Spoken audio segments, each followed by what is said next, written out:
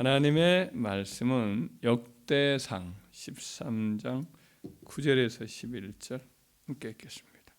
기돈의 타작마당에 이르러서는 소돌이 뛰므로 웃사가 손을 펴서 궤를 붙들었더니 웃사가 손을 펴서 궤를 붙들므로 말미암아 여호와께서 진노하사 치심에 그가 거기 하나님 앞에서 죽으니라. 여호와께서 웃사의 몸을 찢으셨으므로 다윗이 노하여 그곳을 베레사 웃사라 부르니 그 이름이 오늘까지 이르니라. 아멘. 하나님을 우리는 이제 섬기는 자가 되고 또 하나님을 가까이 하는 자가 복이 있다 하신 말씀대로 하나님을 가까이 이제 섬기는 것이 우리의 또 꿈이기도 하고 또 우리의 영광이요 특권이기도 합니다. 그런데 이제 성경에 보면 하나님을 가까이 하다가 이제 하나님의 진노를 당해서 결국은 이제 큰 죽음을 당하기도 하는 그런 일, 심판을 당하고 진노를 당하는 일들이 종종 많이 써 있습니다. 그런 예들을 보면 오늘 본문의 말씀에 보면 이제 웃사라는 사람이 나옵니다. 우리 다윗이 하나님의 법궤를 자기 성읍으로 삼은 예루살렘으로 가까이 모셔서 거기서 이제 하나님의 법궤 앞에서 기도도 많이 하고 하나님께 예배를 드리고자 오랫동안 방치되어 있던 그 법궤를 찾아와요. 근데 찾아오려고 할 때에 온 국력을 다 기울여서 백성들 전부를 막 거의 이렇게 함께 소집을 해가지고 정성을 다해서 모시고 오는데 그때 이제 이 법궤를 모시고 있었던 그 집안 아비나답의 집안의 아들들이 가까이서 이제 모시고 오다가 그 웃사라는 사람 여기 베레사 웃사라는 곳인데 기돈의 타작마당이라는 곳에 들렀는데 소가 갑자기 뜁니다. 그 소가 갑자기 뛰니까 법궤가 떨어지려고 하니까 그 웃사가 늘 곁에서 집에서 모시고 있었던 법궤니까 떨어질까봐 붙잡습니다. 붙잡다가 그만 급사를 당하죠. 여호와께서 찢으셨다 한 말씀대로 아주 충격적으로 그가 이제 처참한 몰골로 죽은 것 같습니다. 다윗도 깜짝 놀라고 모시려다가 결국은 모시지 않지요. 다른 곳에 이제 오벳에돔의 집에다가 맡겨버리고 그냥 다 해산을 해버리고 본인도 또 섭섭하기도 하고 노하기도 하고 그렇게 가지고 이제 다시 혼자 돌아와 버리지요. 그러나 나중에 이제 그 오벳에돔의 집에 큰 축복을 3개월 만에 넘치게 부어진 것을 보고는 그 다시 한번 또 왜 그때 그렇게 웃사가 죽었나 불상사가 일어났느냐 그렇게 정성을 다했는데 왜 하나님께서 노하셨나 그래 연구해 봤더니 자기가 율법을 지키지 않고 원래 법궤는 매는 것인데 가까이 하면 아무도 맬 수가 없어요. 사실은 잡을 수가 없어요. 그 원래 고핫 자손 레위 지파 중에서 고핫 자손만 제사장만 그것을 잘 이렇게 추스리고 만질 수가 있었고 그것을 레위 족속도 이것을 만질 수는 없고 채만 들 수 있었어요. 그리고 다른 어떤 레위 지파 사람들 가운데에서 무라리 족속이라든지 다른 사람들은 또 맬 수도 없고 오직 고핫 지파만 맬 수 있어요. 근데 그것저것 다 무시하고 그냥 레위인 중에서 아무 사람이나 이렇게 만질 수 없는 것을 만졌거든요. 그래서 결국 그런 일을 당했구나. 그걸 후에 이제 깨달았던 거죠. 다윗의 열정.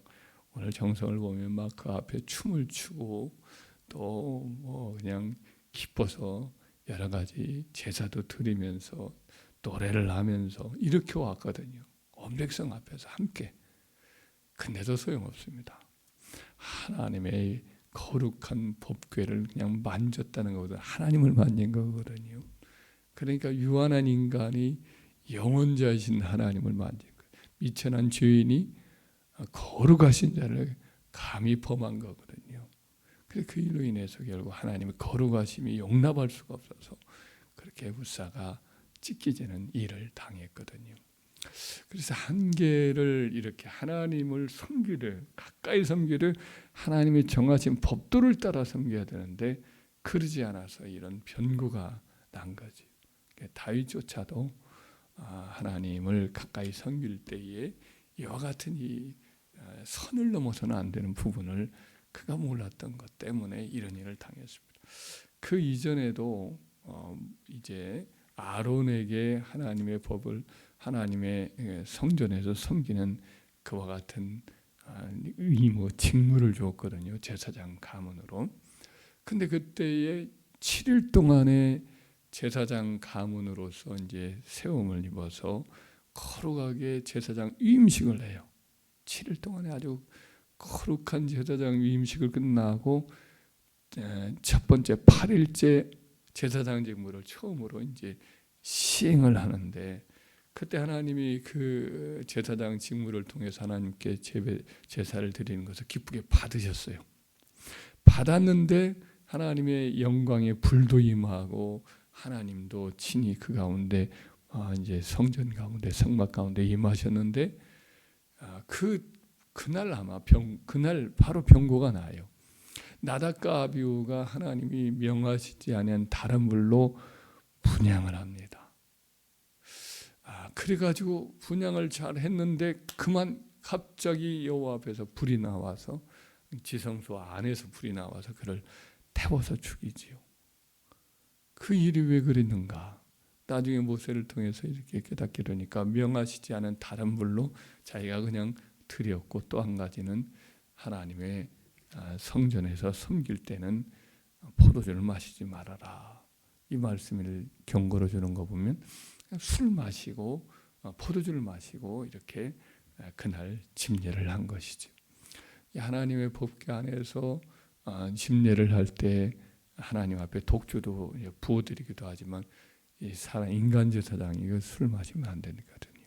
그래서 정한 것과 부정한 것, 거룩한 것과 속된 것을 분별하지 못하게 되니까 포도주를 마시면 절대로 마시면 안 된다. 이런 말씀을 한 걸 봅니다. 그래서 그와 같이 하나님의 법궤에서 섬기는 법도를 무시하고 인간적인 어떤 그와 같은 방법으로 했다가 이와 같이 직사를 해요. 7일 동안의 거룩한 음식을 했으나 그 다음날 하나님의 영광의 불의 임재도 있었고 여러 가지 하나님의 함께 하신다는 그 증거가 있었음에도 불구하고 하나님의 그 거룩하심을 범했을 때는 여지없이 그가 죽었단 말이죠. 그 이후에도 또 그런 일은 계속 있었어요. 그 이전에도 모세가 이제 그 원래 법 하나님의 명을 받아서 이제 애굽으로 갈 때에 이스라엘 백성들을 건지려는 거룩한 사명을 받고 가는 길인데 가는 도중에 어느 한 숙소에 머무는데 갑자기 여호와께서 나타나셔서 모세를 죽이려고 들어요. 그 이유가 뭐냐? 그 아들들 둘이 있습니다. 그 아들들 둘을 낳았었는데 그 두 아들에게는 할례를 안 했어요. 하나님의 백성들을 이끄는 사명을 받은 자가 할례를 자기 자식에게 이렇게 하지 않은 상태에서 이스라엘 백성을 건지는 사명을 감당할 수 없었기 때문에 그래서 할례의 일을 얘기하니까 그 안에 십보라가 지혜로워서 아예 자기 아들들 둘을 할례를 하지 않은 까닭이구나 하고는 그 막 여호와는 죽이려고 들어요. 천사를 통해서 죽이려고 했는지 여호와께서 그를 죽이려고 할 그때에 그 아이들의 할례를 급하게 돌칼로 해서 이 모세의 발 앞에다 던져 놓습니다. 그랬더니 이제 여호와께서 그를 죽이지 않고 떠나시지요. 그러니까 당신은 피난편입니다. 진실로 피난편입니다. 이런 말을 십보라가 하지요. 아마도 십보라가 뭐 그를 두고 있느냐 하고는 그 아이들 할례를 하는 것을 이제 거부를 했거나 아마 그랬을 가능성도 있어요. 여하튼 그 일로 인해서 이제 아이들도 그 상처가 나아야 되니까 한참을 머물러야 되고 아무래도 이런저런 위험도 있으니까 모세가 그 아내와 그리고 두 아이를 두고서 그냥 혼자 애굽으로 들어가서 그들이 나중에 돌아올 그때에 광야로 나왔을 그때에 이제 다시 만나게 되는 그런 일을 경험을 하게 됩니다. 아무리 훌륭한 하나님의 사람으로 그를 지명을 했다 하더라도 그가 이제 할례라고 하는 아주 중요한 일들을 하지 않은 그것은 불순종이었기 때문에 그 문제를 하나님이 엄격히 이렇게 다룬 것을 보게 됩니다. 그 이후에 엘리 제사장 시대에 이제 그 하나님께서 또 진노하신 일이 있죠. 엘리 제사장이 두 아들이 이제 아주 악한 일을 합니다. 홈리와 비느하스라고 하는 두 아들이 하나님의 제사를 아주 경멸히 여겨요. 무시해요.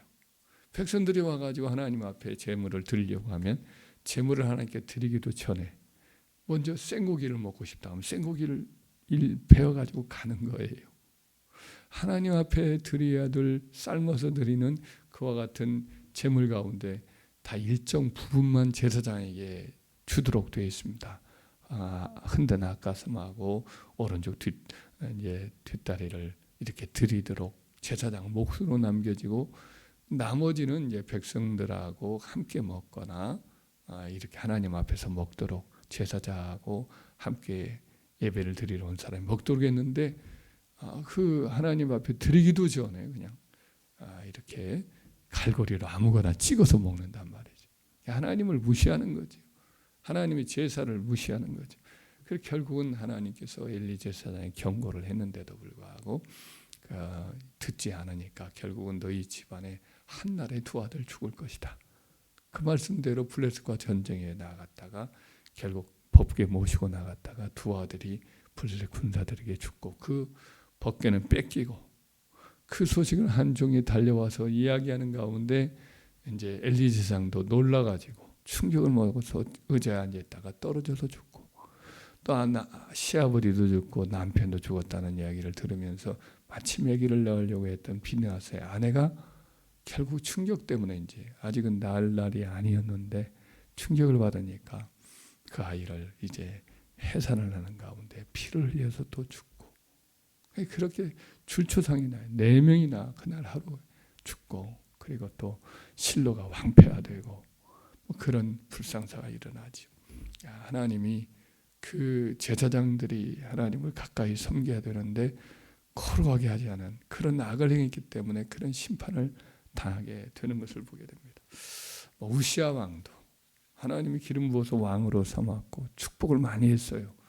하나님을 잘 처음에는 경외하고 또 하나님의 그 비밀을 맡아서 가르치는 선지자를 통해 가지고 하나님의 지도함을 잘 받을 때는 형통하고 번성했는데 그만 교만해지고 말았어요. 그래서 제사장이 전임적인 직무였던 분향을 하는 일을 자기가 직접 하겠다고 나선 거예요. 왕일지라도 성소에 들어올 수 없거든요. 그런데 그가 성소에 직접 들어가 가지고 분향을 한다고 했는데 그래서 결국은 그가 문둥병에 그날 당해가지고 별궁으로 쫓겨나서 왕으로서 직접 일도 하지 못하고 한참 뒤에 이렇게 별궁에서 있다가 자기 아들 요담을 시켜서 이제 다스리는 일을 하다가 그렇게 죽어요. 이 모든 것을 참 보면 참 얼마나 하나님을 가까이 섬기는 것이 특권이고 영광인데 그럼에도 불구하고 하나님 주신 법도 율례 이것을 뛰어넘어서 하나님을 이렇게 인간적으로 섬기려고 했다가 당하는 경우를 참 많이 보게 되는 것을 우리가 보게 됩니다. 그래서 하나님께서 하신 말씀이 뭐냐면 나는 나를 가까이 하는 자 중에 거룩하다함을 입겠고 내 백성 가운데 내가 영광을 받으리라 이런 말씀을 합니다. 하나님을 가까이 섬기면 섬길수록 하나님이 거룩함을 인식하는 그와 같은 자세가 너무나 필요한 거죠. 그래서 신약 성경에서도 이르기를 히브리서 12장 28절 29절에 이렇게 보면 그러므로 우리가 흔들리지 않는 나라를 받았은즉 은혜를 받자 이로 말미암아 경건함과 두려움으로 하나님을 기쁘게 섬길지니 우리 하나님은 소멸하는 불이심이라 그랬어요. 불을 우리가 가까이 하면 그 불을 가까이 할 때에 참 그것으로 인해 여러 가지 유익을 얻지요. 우리가 불 없이 우리가 살 수 없잖아요.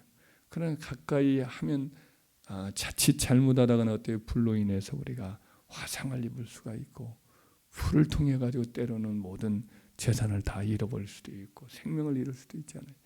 하나님은 소멸하는 불과 같아서 하나님을 가까이 섬기는 것은 은혜를 입고 빛도 얻고 따뜻한 온기도 얻지만은 자칫 잘못 그 법을 불을 다루는 법을 떠나면 해를 입듯이 하나님은 그렇단 말이죠. 그래서 우리가 하나님 가까이 섬기는 건 특권이고 영광이지만은 동시에 거룩하신 하나님이기 때문에 항상 우리가 거룩함을 지켜가야 할 줄 믿습니다. 빌립보서 2장 12절에 그러므로 나의 사랑하는 자들아 너희가 나에 있을 때뿐 아니라 지금 나 없을 때에도 항상 복종하여 떨림으로 두렵고 떨림으로 너희 구원을 이루라 이런 말씀을 했습니다. 우리가 한평생 목표가 뭐냐면 하나님을 더 가까이 하는 거지요. 하나님을 가까이 섬기는 거고 하나님의 손에 붙잡혀서 쓰임받는 것이 우리의 삶의 큰 영광이요 특권인데 그럴수록 우리가 하나님을 거룩하고 또 두렵고 떨리는 마음 그리고 또 사랑하는 마음 이와 같은 자세로 하나님을 섬기는 것이 참 필요하다. 이걸 다시 한번 우리가 절실히 깨닫고 오늘 이 본문의 말씀대로 하나님을 가까이 섬기는 것이 어미하구나.